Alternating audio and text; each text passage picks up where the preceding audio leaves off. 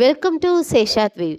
விஜய் டிவியில் ஒளிபரப்பாகி வரும் சிறகடிக்க ஆசை சீரியலில் மீனா கேரக்டரில் நடிச்சிட்டு வர கோமதி பிரியா மலையாளத்தில் செம்பனீர் பூவே அப்படின்ற சீரியலில் நடிச்சிட்டு வராங்க. திடீரென்று 2 நாட்களுக்கு முன்பு அந்த சீரியல்ல இருந்தே விலகிட்டாங்க. அதுக்கான காரணம் பற்றி தன்னோட இன்ஸ்டாகிராம் பக்கத்தில் அவங்க பதிவு போட்டிருந்தாங்க. பொதுவாக தமிழ் சினிமா மற்றும் சீரியலில் பிறமொழி நடிகைகளின் ஆதிக்கம் தான் அதிகமாக இருக்கும். ஒரு சில தமிழ் நடிகைகளுக்கு மட்டும்தான் தமிழில் நல்ல வரவேற்பும் பேரும் புகழும் கிடைக்கும். அதில் ஒருவர் தான் இந்த கோமதி பிரியா.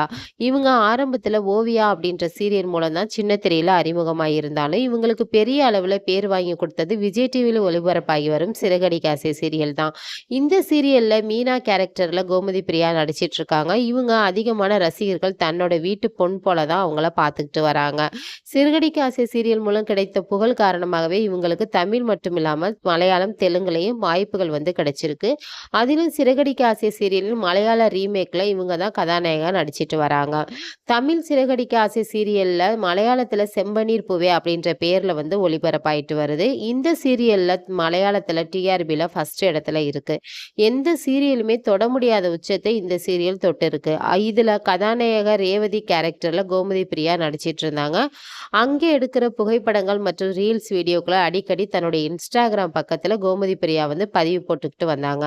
அவங்கள பார்க்கும்போது பலர் இவர் கேரளா பெண் அப்படின்னு நினைச்சிட்டு இருந்தாலும் இவங்க பக்காவான தமிழ் பெண் தாங்க. அதுவும் மதுரையை சேர்ந்த கிராமத்து பெண் தான்.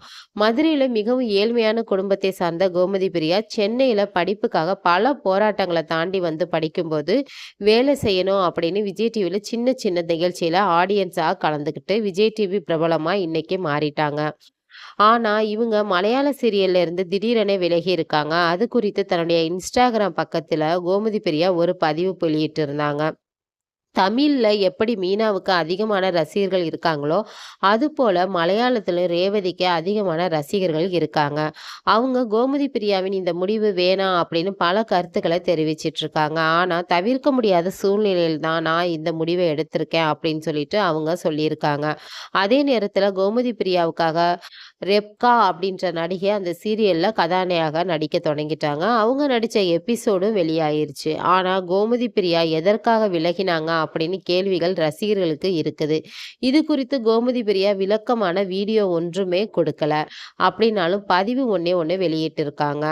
அதுல உங்க வாழ்க்கையை அழிக்க யாருக்கும் அதிகாரம் கொடுக்காதீர்கள். ஆம், அவங்க உங்கள காயப்படுத்தலாம். ஆனா, அதை நீங்கள் அனுமதிக்காத வரை அவர்களால் உங்களை அழிக்க முடியாது.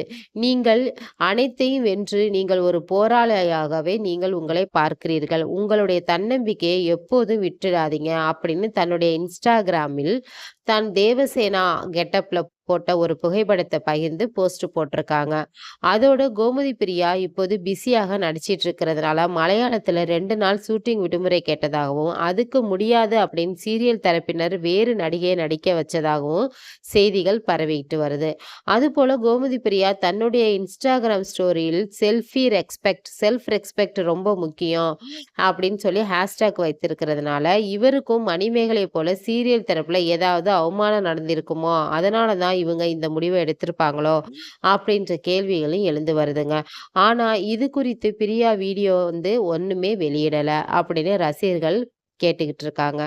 இந்த வீடியோ உங்களுக்கு பிடிச்சிருந்துச்சுன்னா லைக் பண்ணுங்க, ஷேர் பண்ணுங்க, மறந்துடாம சப்ஸ்கிரைப் பண்ணுங்க. பாய்.